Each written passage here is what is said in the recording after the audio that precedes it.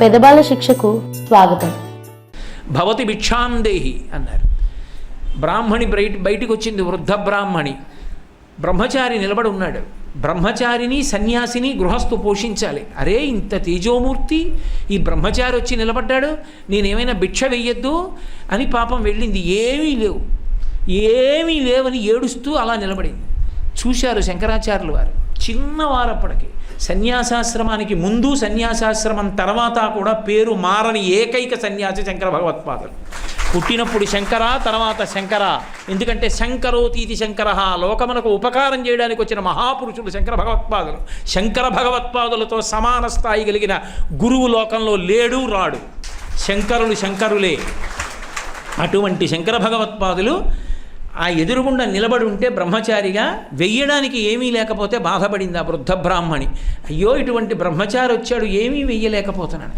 అంతే మహానుభావుడు లక్ష్మీదేవిని స్తోత్రం చేశారు. మనసు కరిగిపోయి, అమ్మా ఏమమ్మా వృద్ధ బ్రాహ్మణి ఇంత దరిద్రురాలుగా ఉంచావు, అంగం హరేహ పులకభూషణమాశ్రయంతి భృంగాంగనేవ ముకుళాభరణంతమాలం అంగీకృతాకిల విభూతిరపాంగలీల మాంగళ్యదాస్తు మమ మంగళ దేవతాయా ముగ్ధా ముహుర్విదధతి వదనే మురారేహే ప్రేమత్రపా ప్రణిహితాని గతాగతాని మాలాదృశోర్మధుకరీవ మహోత్పలేయ సామే శ్రియం దిశతు సాగర సంభవాయా.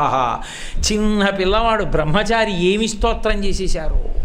అసలు అంత ప్రౌఢిమ ఎక్కడదా అనిపిస్తుంది. అసలు ముగ్ధా ముహుర్విదధతి వదనే మురారేహే అంటారు.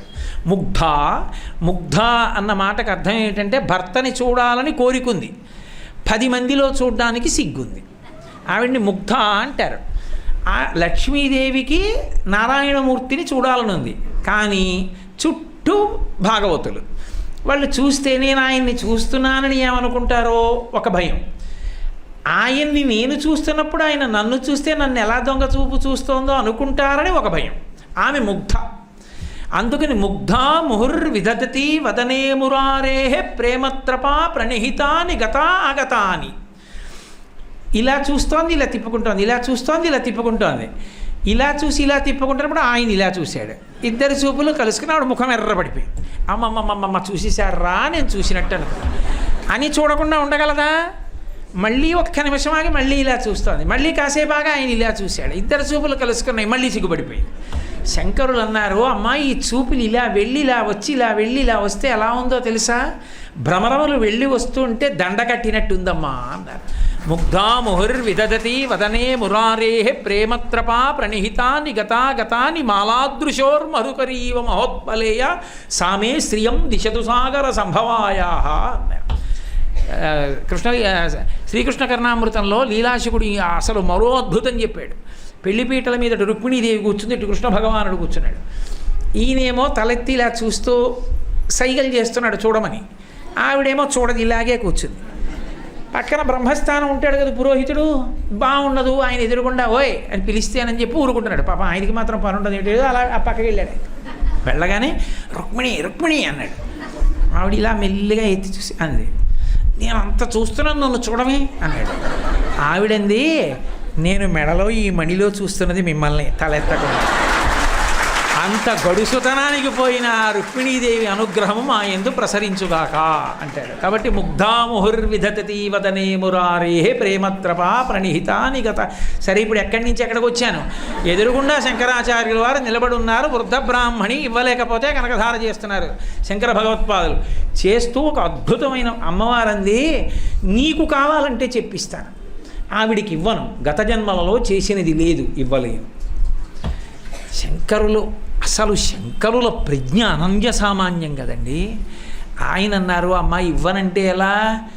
విహంగ శిశవిషణ్ణే దుష్కర్మ ఘర్మ అపనీయ చిరాయ దూరం నారాయణ ప్రణయని నయనాంబువాహ అన్నారు.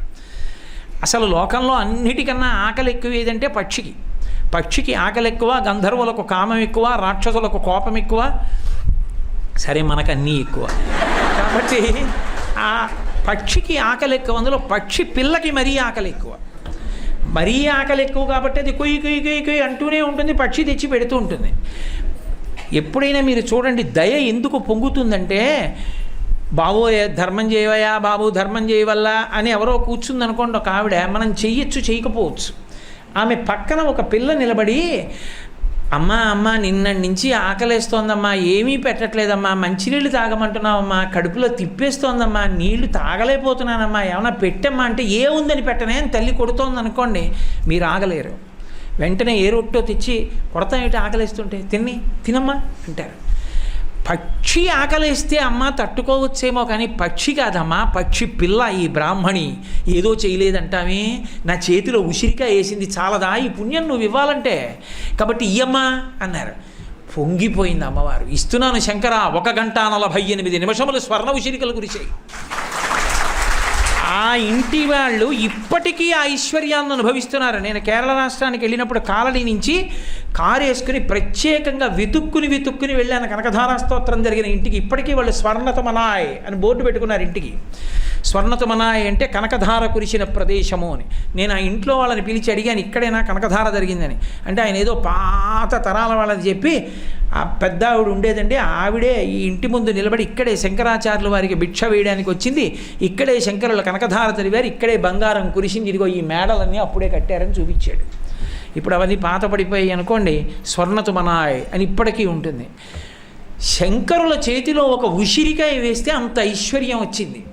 ఏమో ఏ అతిథి ఏ రూపంలో వచ్చి నీ ముందు నించున్నాడో, వచ్చిన అతిథి యొక్క భక్తిని పట్టి నువ్వు చేసుకున్న దానం ద్విగుణీకృత ఫలితాన్ని ఇచ్చేస్తాను. అన్ని వేళలా దొరకమంటే దొరికేవాళ్ళు కారు అటువంటి అతిథులు. అందుకే పాత్రతని ఎరిగి దానం అన్నారు. అటువంటి మహాత్ముడు అతిథిగా దొరికితే అదృష్టం పండిందని గుర్తు.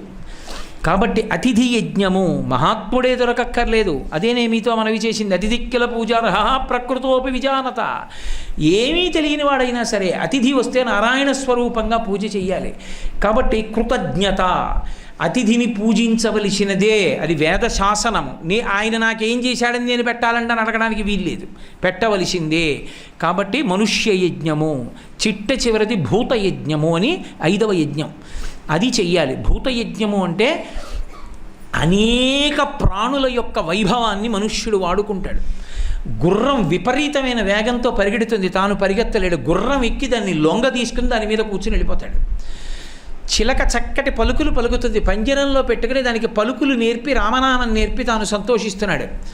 గొర్రె ఎంత చలిలోనూ నించుంటుంది, ఉంది కాబట్టి అదంతా కత్తిరించి బట్ట కట్టుకుని తాను చలిలో హాయిగా తిరుగుతున్నాడు. అలాగే సృష్టిలో ఉన్నటువంటి ప్రాణులు, కస్తూరి మృగం ఉంది, అది పెట్టిన కస్తూరి తెచ్చి ఈశ్వరుడికి అలదుతున్నాడు. ఆవు పాలు తీసుకొచ్చి అభిషేకం చేస్తున్నాడు. ఓ కుక్కని తెచ్చి ఇంట్లో పెట్టి కాపలా కాయించుకుంటున్నాడు. ఓ గాడిదని తెచ్చి బరువులు మోయించుకుంటున్నాడు. నీటిలో ఉన్న చేపని పట్టుకుని తాను తింటున్నాడు. పక్షిలా ఆకాశంలో తాను ఎగురుతున్నాడు. ఈ ప్రపంచంలో ఏ ప్రాణికి పరమేశ్వరుడు ఏ వైభవాన్ని ఇచ్చాడో అన్ని వైభవాల్ని బుద్ధి చేత తనవిగా వాడుకుంటున్నవాడు మనుష్యుడు ఒక్కడే. మనుష్యుణ్ణి ఇతర ప్రాణులు వాడుకోలేవు. ఒక ఏనుక్కి దంతం ఉంది, అది ఆ దంతం చూసుకుని మురిసిపోతుంది, ఆ దంతం తెచ్చి బొమ్మ చేసుకుని మనిషి మురిసిపోతాడు. జింకకి చర్మం ఉంది, ఒలిచి తెచ్చి వేసుకు కూర్చుని జపం చేసుకుని మురిసిపోతాడు. ఎక్కడ ఏ వైభవం ఉండనివ్వండి, తనదిగా వాడుకునేవాడు మనుష్యుడు ఒక్కడే. తను ఉపకారమును ప్రత్యక్షంగా పొందాడా పొందలేదా అన్న దానితో సంబంధం లేదు. మిగిలిన ప్రాణులకన్నిటికీ కూడా మనిషి రుణపడి ఉంటాడు. ఎందుకు రుణపడి ఉంటాడో తెలుసా? ఒకటే కారణం. మా ఇంట్లో నేను నిద్రపోతూ ఉండొచ్చు, ఒక దొంగ మెల్లిగా ఇంట్లోకి ప్రవేశిద్దామని ప్రయత్నించవచ్చు. ఆ వీధిలో తిరుగుతున్న 4 ఊర కుక్కలు భౌహట్టు వచ్చి మీద పడిన కారణం చేత దొంగ వెళ్ళిపోయి ఉండొచ్చు. వాడు వచ్చాడని, ఆ కుక్కలు అరిచాయని, మీద పడ్డాయని, అందుకు వెళ్ళిపోయాడని, నా ఇల్లు రక్షింపబడిందని నాకు తెలియకపోవచ్చు. అయినా నా చుట్టూ తిరుగుతున్న ప్రాణులకు నేను కొంత కబళాన్ని వెయ్యాలి, అందుకని కుక్కలకి వెయ్యాలి. ఇంట్లో ఏవో కొన్ని ప్రాణులే, బల్లులు లాంటివో ఏవో తిరుగుతుంటాయి, వాటిని అంగీకరించాలి. అలాగే బయట తిరిగేటటువంటి కాకులకు, పక్షులకు కొద్దిగా ఆహారాన్ని ఇవ్వాలి. అంతేకాని ఎవ్వరికీ ఏదీ పెట్టకుండా కొద్దిగా మిగిలిపోయింది అన్నం పెట్టేసుకుంటారేంటి అంటే, కడుపు నిండిపోయినా కూడా పెట్టేసుకుని తను తినేయకూడదు. మిగిలిపోతే ఏమైంది, బయటపడాయి తింటాయి ప్రాణులు అనాలి. అంతేకాని ఇంకా కటాకటి ఒక్క గింజ తగ్గినా పర్వాలేదు కానీ బియ్యం ధర ఎక్కువైపోయిందని అలాగే పోసుకుని అలాగే తినేసి అలాగే బలిసిపోకూడదు. కాస్త మిగిలిన ప్రాణులకు పెట్టడం కూడా నేర్చుకోవాలి. కాబట్టి భూతయజ్ఞము సమస్త ప్రాణుల వైభవాన్ని నువ్వు వాడుకుంటున్నావు కాబట్టి భూతయజ్ఞం చెయ్యాలి. ఈ 5 కృతజ్ఞతతో కూడుకున్నవే. ఎప్పుడు పొందాను ఉపకారం అనడానికి వీలు లేదు, చేసి తీరవలసినదే. కృతేచ ప్రతికర్తవ్యం దేశధర్మ సనాతన సోయం తత్ ప్రతికారార్థి తత్వ సమ్మానమర్హసి. కాబట్టి నీకు మేము ఉపకారం చేసి తీరుతాం, ఇది సనాతన ధర్మం. కాబట్టి ప్రత్యుపకారమును చేసి తీరవలసినదే మనిషిగా పుట్టినవాడు. రామచంద్రమూర్తి యొక్క గుణములలో చాలా గొప్ప గుణములుగా 16 గుణములను అడిగాడు వాల్మీకి మహర్షి నారద మహర్షిని. అడిగిన వాటిలో ఇది కూడా ఒకటి. కోన్వస్మిన్ సంప్రదంలోకే గుణవాన్ కశ్చ వీర్యవాన్ ధర్మజ్ఞశ్చ కృతజ్ఞశ్చ. ఆయన అపారమైన కృతజ్ఞుడు. ఎంత కృతజ్ఞుడంటే అయోధ్యకాండలో పౌరులు చెప్తారు, కథంచిదుపకారేణ కృతే నైకేన తుష్యతి నస్మరత్యపకారాణం శతమప్యాత్మవత్తయ వ్యసనేషు మనుష్యాణం భృశం భవతి దుఃఖితః ఉత్సవేషు సర్వేషు పితేవ పరితుష్యతి అన్నారు. దశరథ మహారాజు గారు కొలువు తీర్చి రామచంద్రమూర్తికి యవరాజ్య పట్టాభిషేకం చేస్తాను, ఈ తెల్లగొడుగు కింద నా శరీరం జర్జరీభూతం అయిపోయింది, నేను చూస్తుండగానే నేను వృద్ధుణ్ణైపోయాను, నాకు దుశ్శకునములు కనపడుతున్నాయి, కాబట్టి సకల గుణాభిరాముడు కనుక నా కొడుక్కి యవ్వరాజ్య పట్టాభిషేకం చేస్తాను. చైత్ర శ్రీమాన్ ఇయం మాస పుణ్య పుష్పితకానన యవ్వరాజ్యాయ రామస్య సర్వం వే ఓపకల్ప్యతాం. ఇప్పుడు చైత్రమాసం పుణ్యప్రదమైంది, ఉత్తరాయణం చేద్దాం అనుకుంటున్నాను పట్టాభిషేకం, మీ అభిప్రాయం ఏమిటని అడిగాడు. ఇచ్చామోహి మహాబాహుం రఘువీరం మహాబలం గజేన మహతాయాంతం రామం ఛత్ర వృతాననం అన్నారు ప్రజలందరూ లేచి. ఇంకా చేస్తానంటా ఏమిటి, ఎప్పుడు యవ్వరాజ్య పట్టాభిషేకం చేస్తావు, ఎప్పుడు రాముడు మదగజాన్ని ఎక్కి వస్తాడు, తెల్లగొడుగు కింద వస్తాడు, చూడాలని ఉవ్విళ్ళూరుతున్నాను, చేసేయి అన్నారు. దశరథుడు అన్నాడు, ఏమి మీకు నేనేం తక్కువ చేశాను, ఇన్నాళ్ళంత బాగా పరిపాలించాను కదా, రాముడికి రాజ్యం ఇస్తానంటే ఇచ్చేసేయండి అంటున్నారు కదా, రాముడి యందు ఏ గుణాలు మీకు కనపడ్డాయని అడిగాడు. అది నిజమైన ప్రజాస్వామ్యం. అడిగితే వెంటనే పౌరులందరూ మూకమ్ముడిగా చెప్పారు, ఒకరితో ఒకరు మాట్లాడుకుని కాదు. కథంచిదుపకారేణ కృతే నైకేన తుష్యతి నస్మరత్యపకారాణం శతమప్యాత్మవత్తయా. ఇది రాముడికి ఉన్న గుణం. కథంచిదుపకారేణ, కావాలని ఉపకారం చేయలేదు రాముడికి ఎవరో, అనుకోకుండా అతని ప్రమేయం లేకుండా ఒక ఉపకారం జరిగిపోయింది. అలా జరిగిపోయినందుకు గాను రాముడు దాన్ని గుర్తుపెట్టుకుని అలా స్మరిస్తూనే ఉంటాట. అబ్బబ్బబ్బబ్బ ఎంత ఉపకారం చేశారండి అంటట. స్మరణ అన్నది మనసుకు సంబంధించింది. అసలు పర్సనాలిటీ డెవలప్మెంట్ అని అక్కర్లేని మాటలు మాట్లాడతారు, కానీ అసలు నిజమైన వ్యక్తిత్వం ఏమిటంటే కృతజ్ఞతయే. చేసిన ఉపకారాన్ని స్మరించడం మనసుకు అలవాటు కాదు. ఎవడి కోసం చేస్తాడండి అంటాడు ఒక్కొక్కడు, ఇక వాడెప్పుడు బాగుపడతాడు. చేసిన ఉపకారాన్ని స్మరించిన వాడెవరో వాడు కృతజ్ఞుడు. కథంచిదుపకారేణ కృతే నైకేన తుష్యతి. అది రాముడి గొప్పతనం. కావాలని చేయలేదు ఆయనకు ఉపకారం, అనుకోకుండా జరిగింది ఆయనకు ఆ ఉపకారం.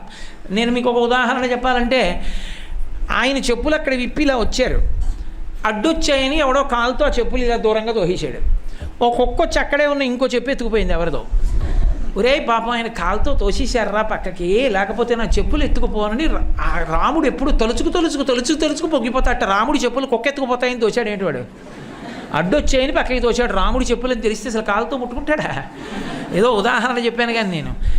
అంటే కథంచిదుపకారేణ, కావాలని చేసింది కాదు, అప్రయత్నంగా చేయడం రాముడికి ఉపకారం అయింది. కానీ రాముడు దాన్ని తలుచుకు పొగిపోతుంటట ఎన్నాళ్ళు, ఎప్పటికి వరకు అయినా సరే.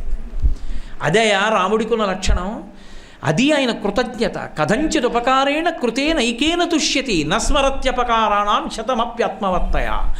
100 అపకారములు చేసినా రాముడు గుర్తుపెట్టుకోడు.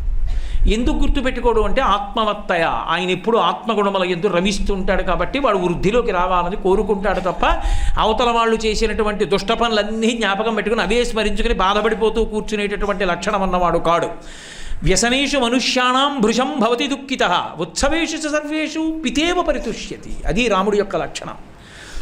ఆయన వ్యసనేషు మనుష్యాణం, ఎవరికైనా కష్టం వస్తే అలా ఏడుస్తూనే ఏడుస్తూనే ఉండడం అంటే ఆ కష్టం తీరిపోదేమిటి, ఈయన ఎందుకు అలా ఏడుస్తూ కూర్చోవడం అంటే మాతృలక్షణం. అమ్మ చూడండి, కొడుకు ఆవిడేదో ఎవరితోనో వచ్చిన వాళ్ళతో మాట్లాడుతుంటుంది, వీడు ఉన్నవాడు ఊరుకోకుండా పైన ఏదో బొమ్మ తీస్తానని చిన్నతనంలో నిక్కర వేసుకుని ఆ పైకి ఎక్కేసి అక్కడి నుంచి చేయి జారి కింద పడిపోవడంలో ఆ పైకి ఉన్నటువంటి అద్దం పెంకు ఒకటి పగిలిపోయి తొడక అడ్డంగా ఇలా కోసుకుపోయింది. కోసుకుపోతే అదో పెద్ద మచ్చబడిపోయింది. అమ్మ చాలా ఉపవాసాలు చేసింది, బెంగ పెట్టుకుంది, ఆఖరికి అది పూడుకుపోయింది, పిల్లాడికి బాగైపోయింది. వాడికి 30 ఏళ్ళు వచ్చేసాయి. ఇంట్లో ఉత్సవం జరుగుతోంది. వాడు స్నానం చేసి తువ్వాలు కట్టుకుని బయటికి వచ్చాడు. ఆ ఎరుగున్నావిడ ఒక ఆవిడ చూసి, అదిగో మీ పిల్లాడి తొడ మీద ఎంత గాయమోనమ్మా, చిన్నప్పుడు మీరు నేను మాట్లాడుకుంటున్నప్పుడు గూట్లోంచి పడిపోతే అద్దం కోసుకుపోయింది వీడికే కదూ అంది. ఇప్పుడు ఈవిడ కళ్ళ నీళ్లు పెట్టుకుని, అవునమ్మా నా అదృష్టం కొద్దీ బతికాడు, మీతో మాట్లాడుతూ ఉండిపోయిన పైనుంచి పడిపోవడంలో ఎంత మేర చీరిగిపోయిందో, ఎంత రక్తం పోయిందో, ఎంత బెంగ పెట్టుకున్నానో అని ఇప్పుడు కళ్ళు ఒత్తుకుంటుంది. అప్పుడు జరిగిన దానికి అది అమ్మ మనసు, రాముడిదా మనసు అన్నారు వాళ్ళు. వ్యసనేషు మనుష్యాణం భృశం భవతి దుఃఖితః ఉత్సవేషు సర్వేషు పితేవ పరితుష్యతి. ఇతరులు సుఖపడితే తండ్రిలా ఆనందిస్తాడట. తండ్రిలా ఆనందించడం అంటే తండ్రి వాలంటరీ రిటైర్మెంట్ పెట్టేస్తాడు, ప్రావిడెంట్ ఫండ్ అంతా తీసేస్తాడు, కొడుక్కి ఇచ్చేస్తాడు, వాడు అమెరికా వెళ్ళిపోతాడు, వాడు ఎక్కడో మంచి ఉద్యోగం చేసుకుని కార్లు సంపాదించుకుంటాడు.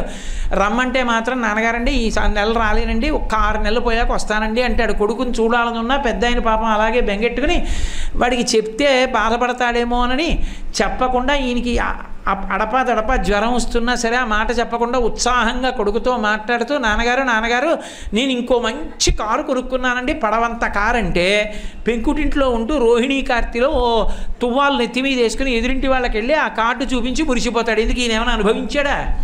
కొడుకు సంతోషపడితే తాను సంతోషపడిపోతాడంతే తండ్రి. తప్ప తండ్రికి కొడుకు సంతోషపడుతున్నప్పుడు తనని సంతోషపెట్టాలన్న కోరిక ఉండదు. కొడుకు సంతోషంగా ఉండాలి, కొడుకు భద్రంగా ఉండాలి. తండ్రి కోరుకునేది అదొక్కటే. కాబట్టి పితేవ పరితుష్యతి, రాముడు అలా కోరుకుంటాడు. మేము సంతోషంగా ఉంటే తాను సంతోషపడిపోతాడు. తను సంతోషంగా ఉండొచ్చు లేకపోవచ్చు, నిజం. రాజారాముడుగా ఉండాలని సీతమ్మని అడవులకు పంపించాడు, కానీ ప్రజలందరూ సుఖంగా ఉండేటట్టు పరిపాలించాడు. అది సీతారాములంటే. నా తల్లి జానకీమాత కబురు చేస్తూ ప్రజల కోసం నన్ను అరణ్యములకు పంపాడు, ఇప్పుడు నేను లేనని ప్రజల మీద కోపం పెట్టుకోవద్దని చెప్పు, రాజారాముడిగా ధర్మం తప్పద్దని చెప్పానని చెప్పు. అది రామరాజ్యం అంటే. శాస్త్రమే ప్రమాణముగా పరిపాలించాడు. రాముడి జీవితం అంతా శాస్త్రమే ప్రమాణము. రాజ్య పరిపాలన యందు కూడా శాస్త్రం ఎలా చెప్పిందో అలాగే పరిపాలించాడంతే. కాబట్టి రాముడు కృతజ్ఞత, సీతమ్మ అసలు నేను ఇప్పుడు మొదలు పెడితే అయ్యేది కాదు, అంతటి కృతజ్ఞతా లక్షణం నా తల్లిది, అంత కృతజ్ఞత. అందుకే అంటారు మహర్షి, ప్రణిపాత ప్రసన్నాహి మైథిలీ జనకత్మజ అలమేషా పరిత్రాతుం రాక్షసో మహతో భయాత్. ఆవిడికి ఉపకారం కాదు, ఎన్ని అపకారాలు చేయనివ్వండి, ఆవిడ దగ్గరికి వెళ్ళి అమ్మా నేను నీవాడనక్కర్లేదు, ఇంకా రాముడి దగ్గరికి వెళితే రామా నేను నీవాడననాలి. సహృదేవ ప్రపన్నాయ తమాస్మీతి భయం సర్వభూతేభ్యో దదామ్యే తద్వ్రతం మమ అన్నాడు యుద్ధకాండలో. నేను నీవాడనంటే రక్షిస్తానన్నాడు. అమ్మవారి దగ్గర అనక్కర్లేదు, పడిపోతే చాలు. ప్రణిపాత ప్రసన్నాహి మైథిలీ జనకత్మజ అలమేషా పరిత్రాతుం రాక్షసో మహతో భయాత్. ఆ త్రిజట చెప్తుంది, అపకారాలు చేశామని బెంగ పెట్టుకోకండి, ఒక్కసారి నేల మీద పడిపోండి, రక్షించేస్తుంది నా తల్లింది. నిజం. యుద్ధకాండలో రావణ సంహారం అయిపోయిన తర్వాత హనుమ వెళ్ళి, అమ్మా నేను సుందరకాండలో చెట్టు మీద కూర్చుని చూస్తున్నప్పుడు నిన్ను బాధ పెట్టిన రాక్షస స్త్రీలు వీళ్లే కదా, అనుమతించమ్మా పిడికిటి గుద్దులతో చంపేస్తానన్నారు. ఆవిడ పెద్ద కథ చెప్పింది. ఓ మనుష్యుడు ఏదో పులి తరుముకొచ్చింది, ఆడేమో చెట్టు ఎక్కాడు. చెట్టు ఎక్కేటప్పటికి దాని మీద ఒక ఎలుకబంటి కూర్చునుంది. అది చూసి ఆ పైనుంచి ఆ మనుష్యుడిని అది చూసింది. వాడు భయపడ్డాడు. పైకెడితే ఎలుకబంటి, కిందకుంటే పెద్ద పులి. ఆ పెద్ద పులి అంది, వాడు మనుష్యుడు, నువ్వు నేను జంతువులం, నీకు నీ ఇబ్బంది తెస్తాడు, కిందకి తోసేయి, తిని వెళ్ళిపోతాను, నీ జోలికి రానంది. ఆ ఎలుకబంటంది, వాడు నేను ఉన్న చెట్టు దగ్గరికి వచ్చాడు, నాకు అతిథి, నేను అలా ద్రోహం చేయను అని పక్కన కూర్చోబెట్టుకొని కొంతసేపు అయిన తర్వాత ఈ మనుష్యుడు ఆ యొక్క ఎలుకబంటి ఒళ్ళో తలపెట్టుకు పడుకున్నాడు. పడుకుంటే పెద్ద పులంది, మనుష్యుడు ప్రమాదకరం, మనకి అపకారం చేస్తాడు, నా మాట విను, నిద్రపోతున్నాడు కాబట్టి తోసేయి, నేను తినేస్తానండి. అస్సలు తోయిను, నిద్రపోతున్నాడు, నా ఒళ్ళో పడుకున్నాడు, నన్ను నమ్ముకున్నాడు, నేను అటువంటి కృతజ్ఞపు పనులు చేయనంది. మనుష్యుడు నిద్రలేచాడు. ఎలుకబంటికి భయమేగా, కింద పెద్ద పులుంది, నాకు బడలికగా ఉంది, నీ ఒళ్ళో తల పెట్టుకుంటానంది. పడుకోమన్నాడు మనుష్యుడు. ఎలుకబంటి ఒళ్ళో తల పెట్టుకుంది. ఒళ్ళో తల పెట్టుకుని నిద్రపోతుంటే పెద్ద పులంది, ఎలుకబంటికి నిద్ర లేచిన తర్వాత ఆకలేస్తుంది, నిన్ను తినేస్తుంది, అందుకని తోసేయి, దాన్ని తిని నేను వెళ్ళిపోతాను, చెట్టు దిగి వెళ్ళిపోయింది. మనుష్యుడు ఎలుకబంటిని కిందకి తోసేశాడు. తోసేస్తే కింద పడిపోతూ చెట్టు కొమ్మలు పట్టుకుని ఎలుకబంటు ఆగిపోయింది. ఆగిపోయి, కృతజ్ఞుడా నిద్రపోతున్నప్పుడు తోసేశావా అని అన్నది. అంది కానీ ఏమీ చేయలేదు. ఏమయ్యా, ఒక ఎలుకబంటే అలా రక్షించింది కదా, నేను క్షత్రియ వంశంలో పుట్టిన రామచంద్రమూర్తికి ఇల్లాలినై తప్పో ఒప్పో వాళ్ళ ప్రభువు చెప్పిన పని వాళ్ళు చేశారు, వాళ్ళ సొంత బుద్ధి ఏమి, వాళ్ళని ఎందుకు చంపుతావు, నా ఆజ్ఞ, నా రక్ష సంపత్తి. అటువంటి తల్లి జానకీమాత, అటువంటి స్వామి రామచంద్ర ప్రభు. కాబట్టి కృతజ్ఞత, శ్రీరామాయణంలో మీరు ఏ పాత్రని చూడండి, ఎంత కృతజ్ఞత, ఎంత కోపంలో కూడా. స్వామి హనుమని చంపేస్తానన్నాడు రావణాసురుడు, ఆయన చెప్పిన మాటలు విని చంపేసేయండి కోతిని అన్నాడు. వెంటనే విభీషణుడు లేచి సాధుర్వా యదివా సాధు పరైరేషా సమర్పిత బ్రువన్ పరార్థం పరవాన్ నదూతో వదమర్హసి. అన్నయ్య, శాస్త్రం తెలుసుకున్నావు, ఇన్ని చదివావు, దూతని చంపేస్తావా, తప్పు. ఏదైనా ఒక అంగాన్ని ఖండించవచ్చు, దానికి ఇష్టమైన దాన్ని తీసేయచ్చు, వికృతాకారం చెయ్యొచ్చు. అంటే కోతులకి తోకంటే ఇష్టం, అందుకని బట్ట చుట్టండి, నెయ్యి పొయ్యండి, అగ్నిహోత్రం వెలిగించండి, రథంలో కట్టండి, చీపుళ్లతో కొడుతూ చారీకుడు చారీకుడు అని లంకంతా తిప్పండి అన్నాడు. ఆయన తోకకి వస్త్రం చుట్టి నెయ్యి పోసి నిప్పు పెట్టి తీసుకెడుతున్నారు. లంకాపట్టణం అంతా చూసిన తర్వాత నా స్వామి రాత్రి లంక చూశానని చెప్పడం ఎందుకు, పగలు కూడా చూసి బలాబలాలు ఎలా ఉంటాయో రాముడికి చెప్తానని ఇంత కష్టాన్ని ఎదుర్కొంటూ లంకాపట్టణం చూసి ఆఖరణ కట్లు తెంచుకుని ఒక్కసారి లంకకి నిప్పు పెట్టడానికి తోక ఎత్తి పట్టుకున్నారు. ఎవరింటితో మొదలు పెడదామని చూశారు. మొట్టమొదట ఆ రావణాసురుడికి సేనాధిపతినంటూ మాట్లాడడం మొదలుపెట్టినటువంటి ప్రహస్తుడి ఇంటితో మొదలు పెడతానని ప్రహస్తుడి ఇంట్లో నిక్షేపించారు. అన్ని ఇళ్లలో నిప్పు పెట్టారు, కానీ ధర్మం మాట్లాడాడు కాబట్టి విభీషణుడి ఇంట నిప్పు పెట్టనని విభీషణుడి ఇల్లు వదిలిపెట్టేశారు. కృతేచ ప్రతికర్తవ్యం దేశధర్మ సనాతన. అంత కోపంలో కూడా, ఆ లంకాదహనం జరుగుతున్నప్పుడు కూడా విభీషణుడి ఇంటి జోలికి వెళ్ళలేదు.